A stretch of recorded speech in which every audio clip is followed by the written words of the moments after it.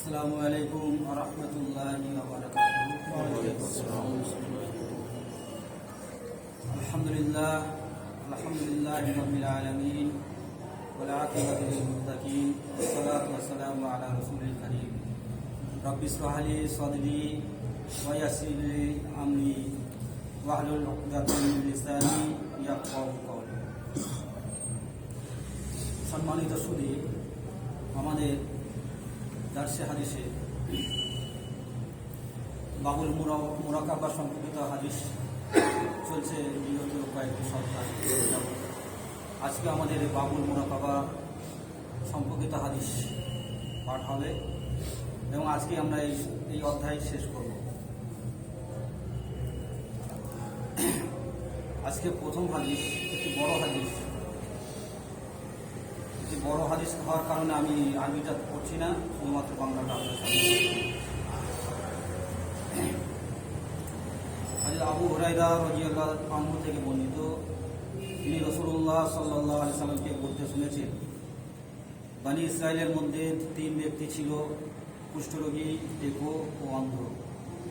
একদিন মহান আল্লাহ তাদের পরীক্ষা করার ইচ্ছা করেন, সুতরাং একজন ফেরেশতাকে তাদের কাছে পাঠালেন।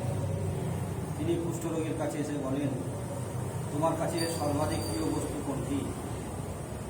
সে বলল, সুন্দর রং ও সুন্দর চামড়া এবং সে রোগ থেকে পরিত্রাণ, যার কারণে মানুষ আমাকে ঘৃণা করে। ফেরেশতা তার দেহ মুছে দিলে তাতে তার রোগ আরোগ্য লাভ করে এবং তাকে সুন্দর বর্ণ দান করা হলো। এরপর তিনি বলেন, কোন সম্পদ তোমার কাছে সর্বাধিক প্রিয়? সে বলল, উট অথবা গরু। এটা বর্ণনাকারী সন্দেহ। এরপর তাকে 10 মাসের গর্ভবতী একটি উটনি প্রদান করা হলো। ফেরেশতা বলেন, আল্লাহ এর মধ্যে তোমাকে কল্যাণ দিন। এরপর তিনি যে কোনো ব্যক্তির কাছে গিয়ে বলেন, তোমার কাছে সর্বাধিক প্রিয় বস্তু কোনটি? সে বলল, সুদর্শন কেশ এবং টাক রোগ থেকে পরিত্রাণ, যার কারণে মানুষ আমাকে ঘৃণা করে। তিনি তার সে মাথা মুছে দিলে এতে তার টাক দূর হয়ে যায় এবং সুদর্শন কেশ দান করা হলো। তিনি বলেন, কোন সম্পদ তোমার কাছে সর্বাপেক্ষা প্রিয়? সে বলল, গরু। সুতরাং তাকে একটি গাভী প্রদান করা হলো। তিনি বলেন, মহান আল্লাহ এতে তোমাকে কল্যাণ দিন। এরপর তিনি অন্য ব্যক্তির কাছে এসে বলেন, তোমার কাছে সর্বাপেক্ষা প্রিয় বস্তু কি? সে বলল, আল্লাহ আমার দৃষ্টিশক্তি ফিরিয়ে দিন, যেন আমি মানুষদেরকে দেখতে পাই। তিনি তার চোখ মুছে দিলে তাতে মহান আল্লাহ তার দৃষ্টি শক্তি ফিরিয়ে দেন। তিনি বলেন, কোন সম্পদ তোমার কাছে সর্বাধিক প্রিয়? সে বলল, ছাগল। এরপর তাকে একটি ছাগি দেওয়া হলো, যা খুব বেশি বাচ্চা দেয়। এরপর উট, গাভী ও ছাগলের বাচ্চা হলো। এতে উট দ্বারা একটি মাঠ, গরু দ্বারা আরেকটি মাঠ এবং ছাগল দ্বারা অন্য একটি মাঠ হয়ে যায়। এরপর একদিন ফেরেশতা কুষ্ঠরোগীর কাছে তার প্রথম ছবি ও রূপ ধারণ করে এসে বলেন, আমি একজন মিসকিন, ভবনে আমার সব কিছু শেষ হয়ে গেছে। আজ আল্লাহর সাহায্য এবং তোমার দয়া ব্যতীত আর কোনো উপায় নেই, যার মাধ্যমে আমি আমার গন্তব্যে পৌঁছতে পারি। সে আল্লাহর নামে আমি তোমার কাছে একটি উট সাহায্য চাচ্ছি। তিনি তোমাকে সুন্দর রং এবং সুদর্শন ত্বক ও সম্পদ দিয়েছেন, যা দ্বারা আমি গন্তব্যে পৌঁছতে পারি। সে বলল, আমার উপর অনেকের হক রয়েছে, অতএব তোমাকে কিছু দেওয়া যাবে না। তিনি বলেন, আমি বোধহয় তোমাকে চিনি, তুমি কুষ্ঠরোগী ছিলে, তোমাকে মানুষ ঘৃণা করতো না, তুমি নিঃস্ব ছিলে না, তোমাকে মহান আল্লাহ সম্পদ দান করেছে।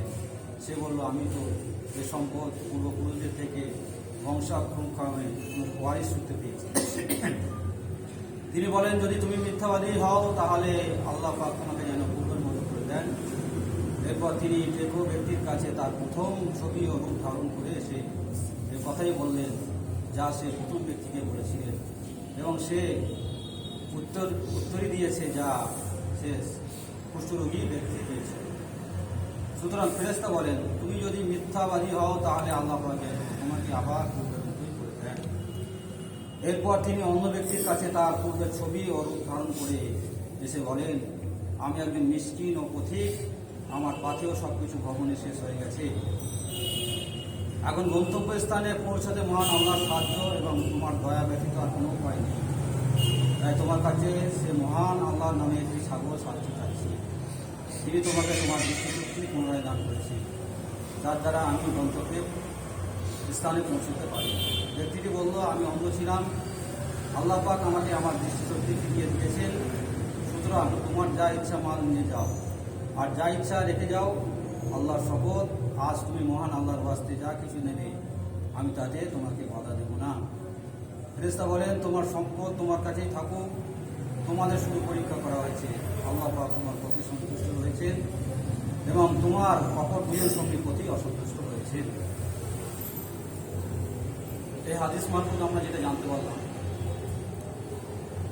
যে বনী ইসরায়েলের মধ্যে 3 ব্যক্তি ছিল। তাদের মধ্যে একজন ছিল কুষ্ঠরোগী, একজন টেকো, আর একজন হচ্ছে অন্ধ। তো আল্লাহ রাব্বুল আলামিন ফেরেশতা কোনো রিওয়ায়াতে জিবরিল আলাইহিস সালামের কথা বলা হয়েছে, এখানে যদিও জিবরিল আলাইহিস সালামের নাম উল্লেখ নেই। আল্লাহ রাব্বুল আলামিন এক ফেরেশতাকে পাঠালেন তাদেরকে পরীক্ষা করার উদ্দেশ্যে। তো ফেরেশতা মানব সুরতে এলো তাদের কাছে, এসে কুষ্ঠরোগীকে জিজ্ঞাসা করলেন। প্রথমে সালাম করল, সালাম কালাম হলো, আসসালামু আলাইকুম ওয়া আলাইকুম সালাম, যেমন আমরা সৌজন্য মিলে বিনিময় করে থাকি। তো কুষ্ঠরোগীকে জিজ্ঞাসা করছে, ভাই তোমার কি সমস্যা? তো কুষ্ঠরোগী বলছে যে আমার তো সারা শরীরে ঘা, মানুষ আমাকে ঘৃণা করে।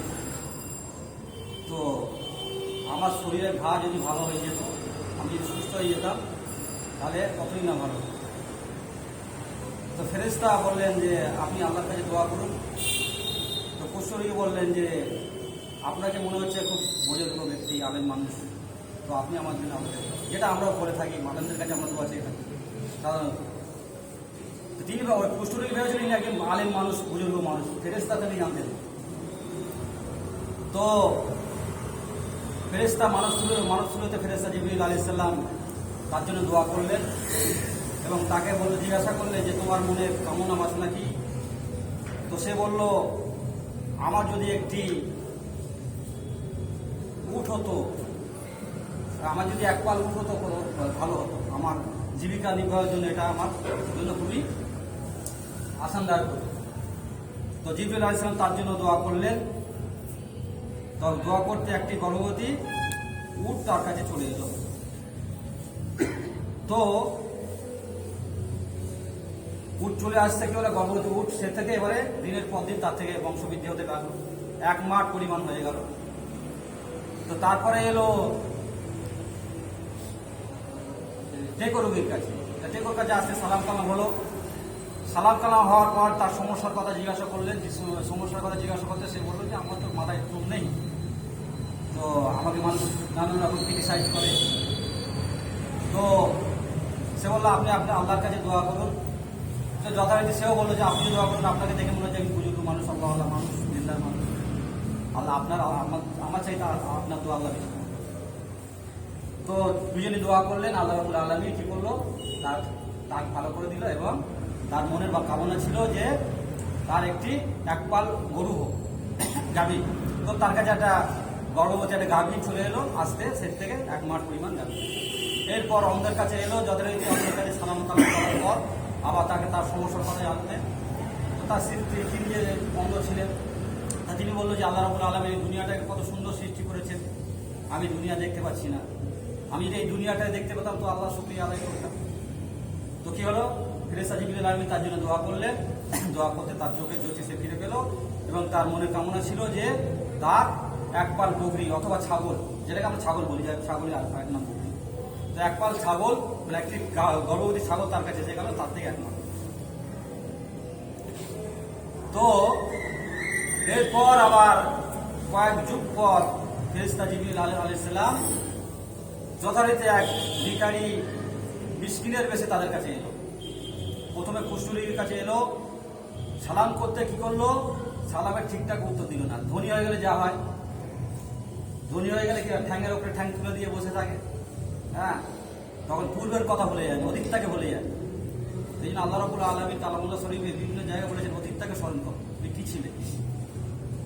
হ্যাঁ, তোমার তো একসময় কোনো অস্তিত্বই ছিল না। কাইফা তাকফুরুনা বিল্লাহি ওয়া কুনতুম আমওয়াতান। হ্যাঁ, এইটা আল্লাহ রাব্বুল আলামিন মানুষকে স্মরণ করে দিয়েছে যে তুমি তো একসময় কিছুই ছিলে না, তার থেকে আমি তোমাকে অস্তিত্বে এনেছি এবং আমি তোমাকে আবার মৃত্যুদান করবো, করার পর আবার তোমাকে আমি। তো সেই জন্য অতীতটাকে স্মরণ করতে হবে। এই হাদিস থেকে আমরা এটা মূলত এটাই জানতে পারি অতীতটা কি ছিল। যাই হোক, সে তার অতীতটাকে সে ভুলে গেছিল। আল্লাহ যে নিয়ামতটা, আল্লাহ নিয়ামত পেয়ে সে কি হলো, আল্লাহকে ভুলে গেছে। আল্লাহর প্রতি ঈমান দৃঢ় হওয়া যেমন, তার জন্য এটাই আশা করা ছিল যে তার ঈমানটা আল্লাহর নিয়ামত পাওয়ার পর তার ঈমানটা আরো দৃঢ় হবে আল্লাহ। কিন্তু সেটা না হয় চলে বিপরীত হয়ে গেল, সে আল্লাহ থেকে মুখ ফিরিয়ে নিল সম্পদের লোভে। এটা হয়ে থাকে বর্তমান সময় ঘটছে এবং অতীতেও ঘটেছে, বর্তমান সময় ঘটছে এবং ভবিষ্যতে এটা ঘটবে। অনেকে ধন সম্পদ পেয়ে কি হয়, আল্লাহকে ভুলে যায়। তো যথারীতি সে তার সালামের উত্তর ঠিকঠাক মতো দিল না এবং ফেরেশতা তাকে বললো যে আমি একজন ভিখারি মিসকিন, তোমার কাছে সাহায্যের জন্য এসে তুমি যদি আমাকে তাও তোমার উটের পাল থেকে একটি উট দাও, আমি তো গরিব মানুষ, তাহলে আমি উপকৃত হই। তো সে কি করলো, তাকে যাচ্ছে তাই ভাবে তাকে দাঁড়িয়ে দিল তো না, তাকে দাঁড়িয়ে দিল। তো দাঁড়িয়ে দিতে কি হলো, তো ফেরেশতা তাকে বললেন যে আপনি কি পূর্বপুরুষ সূত্রে এইরকম ধনী ব্যক্তি ছিলেন, আপনার এত উটের পাল ছিল। সে বলছে হ্যাঁ, আমি পূর্বপুরুষ সূত্রে মিথ্যা কথা বলছি। আল্লাহ নবী বলে যে মিথ্যা মানুষকে ধ্বংস করে, সত্য মানুষকে প্রতিষ্ঠিত করে। মিথ্যা বলছে, তো মিথ্যা বলতে কি হলো, আবার সে পূর্বের অবস্থায় সে ফিরে গেল। যথারীতি আবার সে দ্বিতীয় ব্যক্তির কাছে এলো, টেকোর কাছে আসতেও সে সেরকম হ্যাঁ সালামের ঠিক মতো উত্তর দিল না, অহংকার প্রকাশ করলো। করতে কি হলো, আবার যথারীতি সে পূর্বের অবস্থায় ফিরে গেল। আমি সংক্ষেপে করে দিচ্ছি, সময় অনেক। তারপর শেষমেশ এলো কার কাছে, অন্ধের কাছে। অন্ধের কাছে আসতে কি হলো, অন্ধকে সালাম করতে সে বিনয়ের সঙ্গে সালামের উত্তর দিল, আসসালামু আলাইকুম ওয়া রাহমাতুল্লাহ। সে ওয়ালাইকুম আসসালাম ওয়া রাহমাতুল্লাহি ওয়া বারাকাতুহু বিনয়ের সঙ্গে সামনে সালামের উত্তর দিল। দেওয়ার পর তাকে জিজ্ঞাসা করছে, ভাই কি খবর, বল কি জন্য এসছো।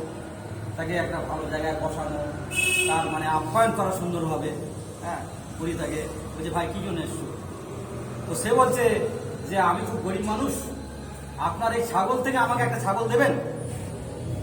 তো তখন অন্ধ বলছে যে একটা কেন, তোমার যে কটা লাগে তুমি নিয়ে চলে যাও। একটা কেন, তোমার যে কটা লাগে তুমি চলে যাও। আমি একসময় অন্ধ ছিলাম, আল্লাহ রাব্বুল আলামিন আমার চোখে জ্যোতি ফিরিয়ে দিয়েছে। আমি একসময় গরিব ছিলাম, আল্লাহ রাব্বুল আলামিন আমাকে অঢেল সম্পদ দিয়েছে। তো যারা আল্লাহ রাব্বুল আলামিন আমার চোখে জ্যোতি ফিরিয়ে দিয়েছে, আমার এত সম্পদ দান করেছে, তো আমি সেই আল্লাহ রাব্বুল আলামিনের ওয়াস্তে আমি তোমাকে দিয়ে দিলাম, তোমার যতটুকু পরিমাণ মন চায়। আল্লাহ রসুলের সাহাবী হযরত ওসমান রাদিয়াল্লাহু তাআলা আনহু এরকম করছে। যখন আল্লাহ রসুল তার কাছে কোনো সাহায্যের জন্য পাঠাতেন, তাকে অঢেল পরিমাণে। তো কি হলো, এই অন্ধ নিয়ামতের কৃতজ্ঞতা প্রকাশ করলো, শুকরিয়া আদায়। ওরা যেমন আল্লাহ ভেবেছিল যে আমরা আল্লাহর দৃষ্টির বাইরে, যেহেতু বাউল মোরাকাবা সম্পর্কিত হাদিস, এই থেকে আমরা দুটো ব্যাখ্যা দিতে পারি। ওরা ভেবেছিল আমরা আল্লাহর দৃষ্টির বাইরে, আমাদের কর্মকাণ্ড কেউ জানে না, যার কারণে তারা বিশ্বাস নিয়েছিল। কিন্তু এই অন্ধ নিয়ামত পাওয়ার পর কি হলো, আল্লাহর প্রতি ঈমান তার আরো দৃঢ় হয়েছে, ইস্তেকামাত হয়েছে, দৃঢ় হয়েছে, সুদৃঢ় হয়েছে, অটল অবিচল হয়ে গেছে। আল্লাহর মহব্বত আরো তার বেশি পয়দা হয়ে গেছে। তো সে কি করলো, নিয়ামতের শুকরিয়া আদায় করলো, যার কারণে আল্লাহ রাব্বুল আলামিন তার নিয়ামতে কি হলো, ফেরেশতা কি বলছে যে তোমার এর জন্য আমি বরকতে দোয়া করি, আল্লাহ রাব্বুল আলামিন এতে কল্যাণ দান করে। এই হাদিস থেকে আমরা এটাই জানতে পারলাম যে আল্লাহর নিয়ামতে আমরা ভরপুর হয়ে রয়েছে। আমরাও বর্তমান সময় আমরা ভরপুর, আমাদের সমস্তটা দিক, আমাদের শরীর একটা মস্ত বড় নিয়ামত, আমাদের চোখ কত বড় নিয়ামত। এই চোখের যদি আমাদের কোনো দুর্ঘটনা আল্লাহ না করুক, যদি হঠাৎ কোনো রোগের কারণে বা দুর্ঘটনার কারণে আমাদের চোখের জ্যোতি চলে যায়, তাহলে আমাদের অবস্থা কেমন হয় বলুন। কোটি কোটি টাকা দিয়ে আমরা চোখের জ্যোতি ফিরে পাবো না। এরকম আল্লাহ রাব্বুল আলামিন আমাদের কত নিয়ামত দিয়ে ভরপুর করে দিয়েছে। আমাদের কিডনি দিয়েছে, আমাদের হার্ট দিয়েছে, আমাদের লিভার দিয়েছে। হ্যাঁ, আমরা যে অক্সিজেন নিচ্ছি, হসপিটালে যদি অক্সিজেনের প্রয়োজন হয়, কত হাজার হাজার টাকা আমাদের চলে যায়, তাই না? অথচ আল্লাহ রাব্বুল আলামিন এগুলো আমাদের ফ্রিতে দিয়েছে। এই নিয়ামতগুলো আমরা ফ্রিতে ভোগ। এছাড়া আরো অসংখ্য নিয়ামত। আল্লাহ রাব্বুল আলামিন বলছে যে আমার নিয়ামতের বর্ণনা করে তোমরা শেষ করতে পারবে। তোমরা আমার নিয়ামতের শুকরিয়া করা তো দূরের কথা, আমার নিয়ামতের গণনা করে তোমরা শেষ করতে পারবে না। নিয়ামতের শুকরিয়া তোমরা কি আদায় করো? তবুও বান্দা যতটুকু খালেস নিয়েছে আল্লাহ নিয়ামতের শুকরিয়া আদায় করে আল্লাহ রাব্বুল আলামিন সেটাকেই বহুগুণে বাড়িয়ে দেয় এবং আল্লাহ রাব্বুল আলামিন খুব খুশি হয়ে যায়। তাই আল্লাহ বলছেন, লাইন সাকারতুম লা আযিদান্নাকুম ওয়া লাইন কাফারতুম ইল্লা আযাবি লাশাদীদ। যে ব্যক্তি আমার নিয়ামতের শুকরিয়া আদায় করবে আমি সেই নিয়ামতকে বাড়িয়ে দেবো বা তার মধ্যে বরকত দেবো। আর যদি নিয়ামতের শুকরিয়া আদায় না করে, ইন্না আযাবি লাশাদীদ, শুকরিয়া আদায় না করে কি হবে না, আমি তাকে কঠোর ভাবে গ্রেপ্তার করব। তো ওই দুজনকে যেমন কঠোরভাবে গ্রেপ্তার করলো, পূর্বের অবস্থায় ফিরিয়ে দিল। আর এ কি হলো, অন্ধ শুকরিয়া নিয়ামতের শুকরিয়া আদায় করার কারণে এর কি বৃদ্ধি করে দিল, বরকত হয়ে গেল। এর থেকে আমাদেরকে এটাই নিতে হবে, যে এই শিক্ষাই নিতে হবে যে আল্লাহ রাব্বুল আলামিন আমাদের নিয়ামতে ভরিয়ে দিয়েছে। হ্যাঁ, সেই নিয়ামতের আমরা যথাযথভাবে শুকরিয়া আদায় করি, তাহলে কি হবে, আল্লাহ রাব্বুল আলামিন আমাদের নিয়ামতে বরকত দান করবে এবং শুধু দুনিয়াতে নয় আখিরাতে আল্লাহ রাব্বুল আলামিন এর যাজা দেবে। এর থেকে আরো অনেক বেশি পরিমাণ মানে যাজা আল্লাহ রাব্বুল আলামিন আখিরাতে দেবে। এরপরে হাদিস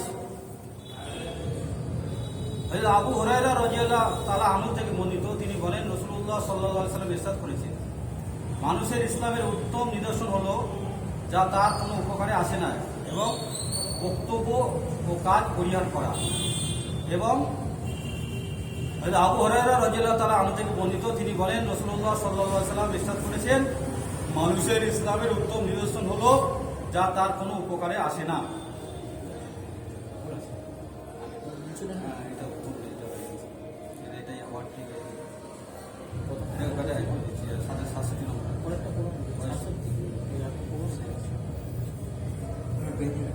ভাই এই হাদিসটি সন্দেহ যুক্ত হওয়ার কারণে আমরা হাদিসটা পড়ছি না। এরপরে হাদিস হযরত ওমর রাদিয়াল্লাহু তাআলা আনহু নবী করিম সাল্লাল্লাহু আলাইহি সাল্লাম থেকে বর্ণনা করেন, তিনি বলেছেন, কোনো ব্যক্তিকে কথা জিজ্ঞাসা করা হবে না সে তার স্ত্রীকে কেন মেরেছে। কোনো ব্যক্তিকে জিজ্ঞাসা করা যাবে না। অনেক স্ত্রীদের সঙ্গে কি হয়, মনোমালিন্য হয়, হয়তো কেউ স্ত্রীকে মারে, তো কারোকে জিজ্ঞাসা করা যাবে না যে তুই কেন তোমার স্ত্রীকে মেরেছিস। এটা তাদের ইন্টারনাল ব্যাপার। হ্যাঁ, কি জন্য মেরেছে না মেরেছে এই বিষয় নিয়ে কি সমাজের মধ্যে একটা করলে কি হবে, আর ফিতনা সৃষ্টি হবে। সেই জন্য এই ব্যাপারে কারোর কোনো স্বামী স্ত্রীর ব্যাপারে মানে নাক না গলানো বা তাদের কোনো স্বামী স্ত্রীর ব্যাপারে হস্তক্ষেপ না করা। যদি সেই ব্যাপারটা খুব বাড়াবাড়ি পর্যায়ে চলে যায়, হ্যাঁ, সেটা মানে এমন একটা পর্যায়ে চলে গেল যে দুজনের ব্যাপারে জীবন মরণের ব্যাপার আছে বা একটা এই ব্যাপার আছে, সমস্যা, বিশাল একটা সমস্যা হয়, তখন হয়তো সে সুবিচার চাইলে সেখানে হস্তক্ষেপ করা যেত। কিন্তু উপযাচক হয়ে নিজের থেকে এ ব্যাপারে হস্তক্ষেপ করা যাবে না। একটা হাদিস ছেড়ে গেছে, আগের হাদিসটা মনে ছেড়ে গেছে। আবু হুরায়রা রাদিয়াল্লাহু তাআলা আনহু কর্তৃক বর্ণিত, রাসূলুল্লাহ সাল্লাল্লাহু আলাইহি সাল্লাম বলেন, মানুষের ইসলামের সৌন্দর্য অর্থাৎ তার উত্তম মুসলিম হওয়ার একটি চিহ্ন হলো অনর্থক কথা ও কাজ বর্জন করা। অর্থাৎ এখানে বলা হচ্ছে মানুষের ইসলামের সৌন্দর্য হচ্ছে এটাই, সে কি করবে, অনর্থক কথাও বলবে না, অনর্থক কাজও করবে, উদ্দেশ্যবিহীন কথা বলবে না, উদ্দেশ্যবিহীন কোনো কাজ, তার সমস্ত কাজটাই হবে একটা সৌন্দর্য এবং উদ্দেশ্য থাকবে।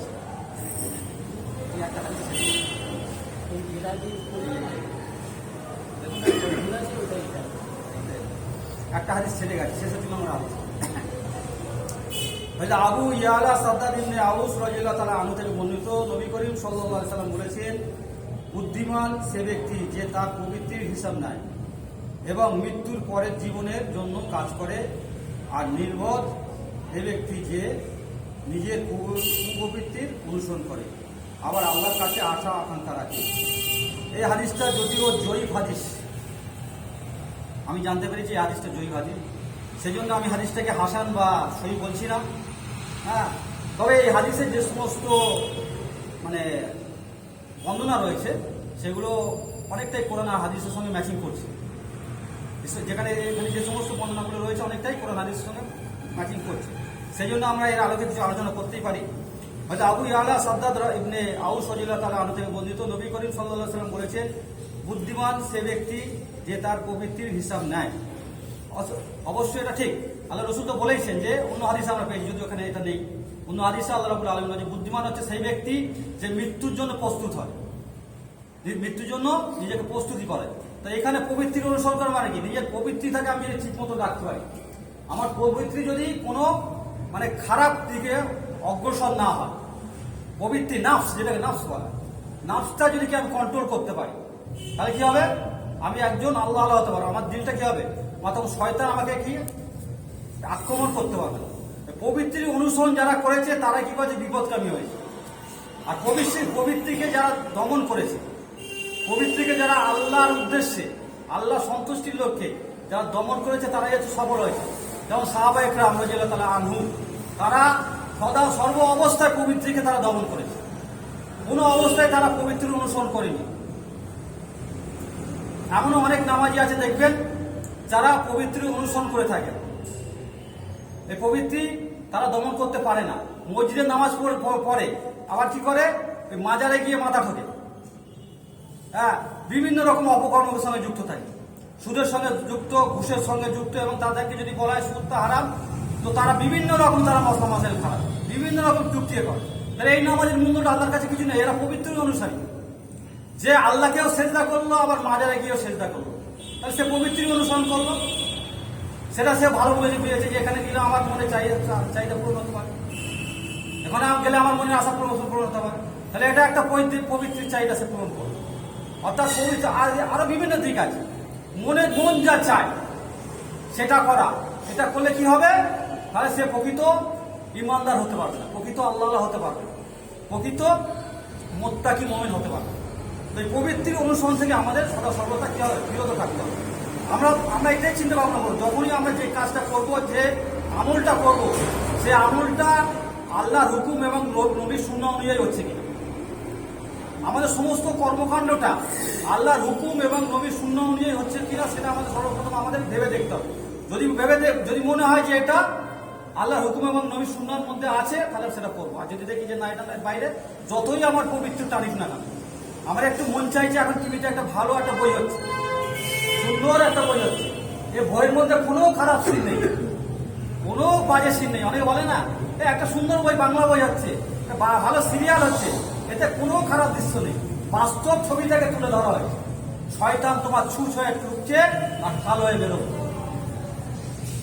নাটক অভিনয়ের মাধ্যমে কখনো কোনো ভালো জিনিস উপলব্ধি করা যায় না, ইসলামকে চেনা যায় না, জানা যায় না, কোনো ভালো জিনিসও পাওয়া যায় না। ভালো জিনিস পেতে গেলে আল্লাহর নবীর সুন্নাহকে অনুসরণ করতে হবে, তবেই ভালো জিনিসটা পাওয়া যাবে। অতএব আমরা এই পবিত্র অনুসরণ করে থেকে আল্লাহ রাব্বুল আলামিন আমাদেরকে হেফাজত করুন, আমিন। আল্লাহ রাব্বুল আলামিন আমাদেরকে দিনের সহি বুঝদান করুন। রব্বানা আতিনা ফিদ দুনিয়া হাসানাতাও ওয়া ফিল আখিরাতি হাসানাতাও ওয়া কিনা আযাবান্নার। রব্বানা তাকাব্বাল মিন্না ইন্নাকা আনতাস সামিউল আলিম। সুবহানাকা আল্লাহুম্মা ওয়া বিহামদিক, আশহাদু আল্লা ইলাহা ইল্লা আনতা, আস্তাগফিরুকা ওয়া আতুবু ইলাইক।